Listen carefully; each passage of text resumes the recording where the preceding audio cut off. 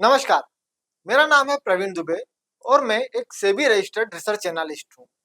मैंने MBA qualify किया था फाइनेंस से और 5 से ज़्यादा एनआईएसएम सर्टिफिकेशंस में कर चुका हूँ अभी तक। आज हम स्टार्ट करने वाले हैं हमारा टेक्निकल एनालिसिस का एक कंप्लीट सीरीज जो बहुत ज़्यादा इम्पोर्टेंट रखता है आज की यूथ के लिए जो ट्रेडिंग इंथुसियास्ट है, जिसको ट्रेडिंग में सबसे ज़्यादा इंटरेस्ट होता है। उसके लिए ज़रूरी है कि वो टेक्निकल एनालिसिस का कंप्लीट नॉलेज अपने पास रखे, क्योंकि ट्रेडिंग करना एक आर्ट है। उस आर्ट में आपको टेक्निकल एनालिसिस का नॉलेज होना जरूरी है। अगर आप केवल टिप्स और रिकमेंडेशंस के भरोसे पे ही ट्रेडिंग का बिजनेस अपना स्टार्ट करने जा रहे हैं तो ध्यान रखिए, आपकी स्ट्रेटजीज, आपकी साइकोलॉजीज और आपके क्विक डिसीजंस यहाँ पे बहुत इंपॉर्टेंस रखते हैं। और उसके लिए हम ये पूरा कंप्लीट टेक्निकल एनालिसिस का एक पूरा कंप्लीट चैप्टर आपके लिए लेके आ रहे हैं, जिसमें आपको टेक्निकल एनालिसिस से रिलेटेड काफी सारी नॉलेज मिलने वाली। अगर आप स्टॉक मार्केट में बिल्कुल नए हैं और आपको रिसर्च के बारे में अभी कुछ भी नॉलेज नहीं है तो चिंता मत कीजिए। हमारे पास स्टॉक मार्केट बेसिक्स की सीरीज हमने ऑलरेडी हमारे चैनल पे पोस्ट की हुई है। उसकी लिंक आपको डिस्क्रिप्शन बॉक्स में मिल जाएगी। आप सबसे पहले जाके उस वीडियो सीरीज को पूरा चेकआउट कीजिए, ताकि आपको हमारे आगे आने वाले सारे वीडियो लेक्चर्स जो है वो बहुत अच्छी तरीके से समझ में आए। इसके अपार्ट हमारे पास काफी सारे स्टॉक मार्केट रिलेटेड वीडियोस जो हमने बनाए हुए हैं, जिससे आपको काफी सारा नॉलेज मिलने वाला है। उसको भी आप विजिट कर सकते हैं। और अगर अभी तक आपने चैनल को सब्सक्राइब नहीं किया है तो चैनल को सब्सक्राइब जरूर कर लीजिए, ताकि आगे आने वाले हमारे इंपॉर्टेंट वीडियोस की नोटिफिकेशन आपको टाइम पर मिलती रहे। समझने की कोशिश करते हैं well research point of view क्या है, हमें रिसर्च की क्यों जरूरत है और क्यों हमें एक सही वे में रिसर्च करना चाहिए।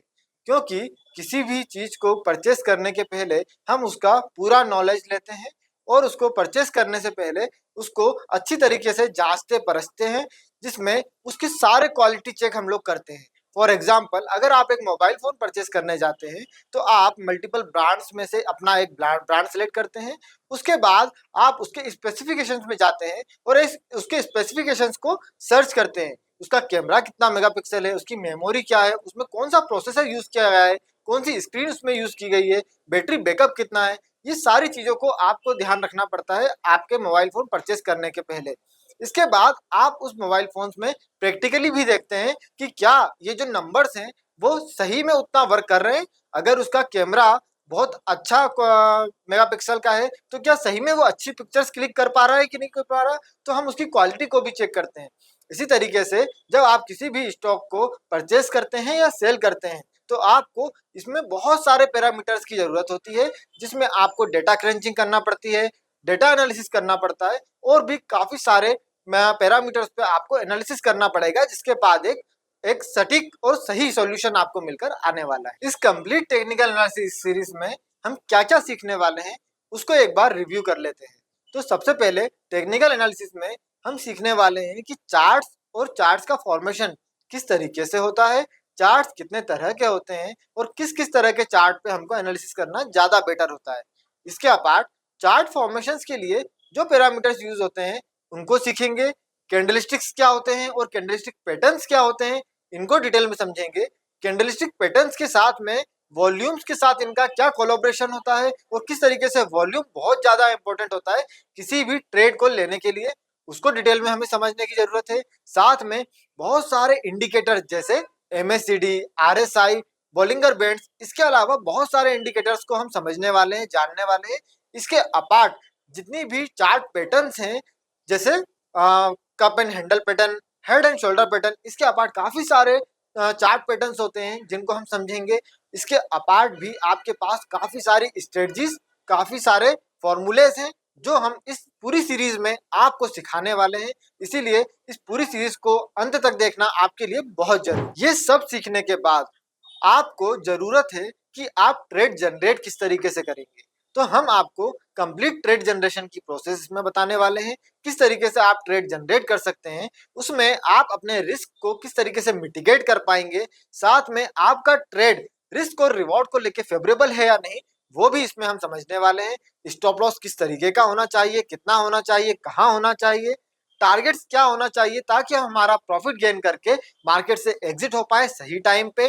मार्केट में सही एंट्री और सही एग्जिट क्या होना चाहिए, इसके बारे में भी कंप्लीट नॉलेज हम इस सीरीज में आपको देने वाले हैं। आज की डेट में अधिकतर लोग ये चाहते हैं कि उनको एक अच्छा टेक्निकल एनालिसिस या एक रिसर्च एनालिसिस मिल जाए, जो उसको टिप्स और रिकमेंडेशन प्रोवाइड कर दे, जिसके थ्रू बहुत क्विकली, बहुत आसानी से वो बहुत अच्छा अर्न कर पाए स्टॉक मार्केट से। देखिए, इसके लिए ज़रूरी है कि आपको भी उस टेक्निकल एनालिसिस्ट को या एक रिसर्च एनालिस्ट को सही तरीके से सपोर्ट करना होगा। आपको अपनी ग्रीड को अपने काबू में रखना पड़ेगा। अगर आप चाहते हैं कि मार्केट में आपको सही अर्निंग करना है और अगर आप चाहते हैं कि ये क्विक अर्निंग के थ्रू पॉसिबल है, तो ऐसा नहीं है। क्विक अर्निंग पॉसिबल है, बट इसके लिए काफ़ी एफर्ट्स डालने पड़ेंगे और आपको अपना रिस्क एपेटाइट हमेशा ध्यान रखना पड़ेगा। आज की डेट में जितने भी ट्रेडर्स मैं देख रहा हूँ, उसमें से मोर देन 95% ट्रेडर्स अधिकतर ऐसे होते हैं जो स्टार्टिंग में किसी रिसर्च एनालिस्ट के साथ काम करते हैं। इनिशियली वो अर्निंग करते हैं क्योंकि उनकी एक्सपेक्टेशन इनिशियली काफ़ी कम होती है, और जब वो इनिशियली अर्निंग करना स्टार्ट कर देते हैं, तो वो एक छोटे कैपिटल को एक बड़े कैपिटल में कन्वर्ट कर लेते हैं और अपने रिस्क कैपिटाइट को भूलकर ओवर ट्रेडिंग करने लग जाते हैं, अपनी ग्रीड को बढ़ाने लग जाते हैं, और उसके बाद जब हेवी लॉसेस का सामना करना पड़ता है और वो व्यक्ति उन हेवी लॉसेस को नहीं झेल पाता, तो ब्लेम वो एक रिसर्च एनालिस्ट को करता है। बट हमको भी ये समझना पड़ेगा कि क्या ये सही है, हमने हमारे रिस्क एपेटाइट को किस हद तक बढ़ाते जा रहे हैं, क्या हमारे ट्रेड्स हमारे रिस्क एपेटाइट को प्रॉपरली कॉम्पीट कर रहे थे। हमें वो समझने में बहुत ज्यादा प्रॉब्लम हो रही है, इसीलिए हमारे कैपिटल लॉस हो रहे हैं। हमें हमारा कैपिटल लॉस होने से ज्यादा उसको बचा के रखने की जरूरत है। किस तरीके से हम हमारे कैपिटल को सेफ रखकर एक अच्छी अर्निंग कर पाए, ना कि क्विक अर्निंग के चक्कर में हमारे कैपिटल को लॉस कर दे। History tends to repeat itself, means इतिहास अपने आप को बार बार दोहराता है और इंसान का बिहेवियर भी वही है। और ट्रेडिंग में आपको सबसे ज्यादा इंपॉर्टेंट चीज ये ध्यान रखने की है कि मार्केट में जो मोमेंटम्स हो रहे हैं, वो ट्रेडर और इन्वेस्टर्स के बाइंग और सेलिंग के कारण ही हो रहे हैं। तो ट्रेडर और इन्वेस्टर्स अपने बिहेवियर को इस तरीके से रिपीट करता है और उसी तरीके से मार्केट में नेक्स्ट मूवमेंट्स होते हैं। तो हमें हमेशा इसी पैटर्न पे काम करना होता है, इसी को फॉलो करना होता है, जिसके थ्रू हम मार्केट के चार्ट पैटर्न्स को प्रीवियसली एनालाइज करते हैं, रिसर्च करते हैं, और उस पैटर्न्स को या ट्रेंड्स को नेक्स्ट फ्यूचर में प्रिडिक्ट करते हैं कि कहाँ ये पैटर्न बनने वाले हैं, तो किस तरीके से मार्केट के मोमेंटम्स आगे हो सकते हैं। जनरली ट्रेडर्स की कैटेगरी में हमें दो ही तरीके के ट्रेडर्स देखने को मिलते हैं। पहला, जो इंट्राडे ट्रेड करते हैं, मार्केट में मॉर्निंग में अपनी पोजीशन बनाते हैं और क्लोज होने के पहले अपनी पोजीशंस को क्लोज कर देते हैं। इसके अपार्ट हमें शॉर्ट टर्म ट्रेडर्स देखने को मिलते हैं, जो अपनी पोजीशंस को बनाकर कुछ दिन तक होल्ड करके फिर सेल आउट करते हैं। एक्चुअली में रिटर्न पर ट्रेड कितना होगा, ये आपके रिस्क एपेटाइट पे डिपेंड करेगा। जनरली अगर हम बात करें बैंक्स में एफडी करने पे क्या रिटर्न्स आते हैं, तो 6 से 7% के एनुअलिस्टिक रिटर्न्स। वहीं अगर मैं बात करूं कि अगर हम ट्रेडिंग कर रहे हैं, तो ट्रेडिंग में अलग अलग सेगमेंट्स में हमें अलग अलग रिटर्न्स देखने को मिल सकते हैं। अगर हम इक्विटी कैश मार्केट में ट्रेडिंग कर रहे हैं, तो हमें 2 से 3%, 5% तक के रिटर्न बहुत आसानी से इंट्राडे में अचीव करने को देखने को मिल सकते हैं। अगर हम एक्सपोजर ले रहे हैं, तो ये रिटर्न 5 से 10% तक भी पहुंच जाते हैं, जो कि एक जनरली एफडी इन्वेस्टमेंट के एनुअल रिटर्न से बहुत ज्यादा है, जो आपको इंट्राडे में मिल रहे हैं। इसके अपार्ट अगर आप फ्यूचर एंड ऑप्शंस में ट्रेडिंग करना चाह रहे हैं, तो यहाँ पे रिटर्न बहुत ज्यादा हो जाते हैं। 10% से 100%, 200%, 500% के रिटर्न्स भी आपको इंट्राडे में देखने को मिल सकते हैं। यही तरीका है मार्केट में काम करने का, कि अगर जहां रिटर्न्स की एक्सपेक्टेशन इतनी ज्यादा हो जाती है, वहां रिस्क भी उतना बढ़ जाता है। तो हमें वो समझना बहुत जरूरी है कि आपको अपना रिस्क किस तरीके से मैनेज करना है। अगर आपने कोई ट्रेड लिया है और अगर आपको दिख रहा है कि उसमें जो रिस्क है या जो स्टॉप लॉस मैं फॉलो कर रहा हूँ, उस रिस्क के बाद मेरे पास नेक्स्ट ट्रेड लेने के लिए कैपिटल नहीं बचेगा, तो आप ऐसे ट्रेड को बिल्कुल ना लें।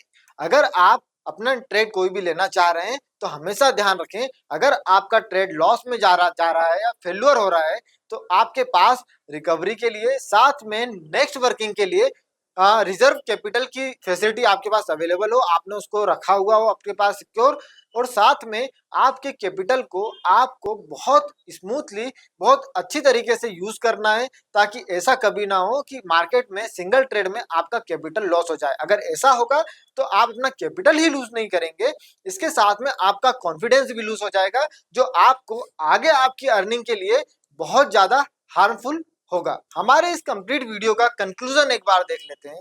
तो हमें सबसे पहले टेक्निकल एनालिसिस को कंप्लीट समझना है, जिसके अंदर हम समझने वाले हैं कि किस तरीके से हम चार्ट पैटर्न्स को, कैंडलस्टिक पैटर्न्स को और ट्रेडिंग स्ट्रेटजीज को समझेंगे। इसके अपार्ट मार्केट में किस तरीके से ट्रेडिंग की जाती है उसको हमें समझना है। शॉर्ट टर्म इंट्राडे ट्रेडिंग किस तरीके से होगी, साथ में रिस्क मिटिगेशन किस तरीके से होगा उसको हम समझने वाले हैं। इसके अपार्ट टेक्निकल एनालिसिस के लिए ट्रेडिंग में क्या इंपॉर्टेंस है उसको बहुत डीपली हम समझने वाले हैं। साथ में आपको ट्रेडिंग के लिए एंट्री और एग्जिट का क्या सही तरीका होने वाला है वो भी आप इस कंप्लीट सीरीज में सीखेंगे। तो आज के लिए इस वीडियो में इतना ही। नेक्स्ट वीडियो में फिर मिलते हैं जिसमें हम हमारे कंप्लीट टेक्निकल एनालिसिस कोर्स को आगे कंटिन्यू करने वाले हैं। तब तक के लिए थैंक यू। और अगर अभी तक आपने इस वीडियो को सब्सक्राइब नहीं किया तो सब्सक्राइब जरूर कर लीजिए। और जो आपके साथ में और भी कोई साथी हैं जो अगर स्टॉक मार्केट में इंटरेस्टेड है तो उनको ये वीडियो शेयर करना बिल्कुल मत भूलिएगा।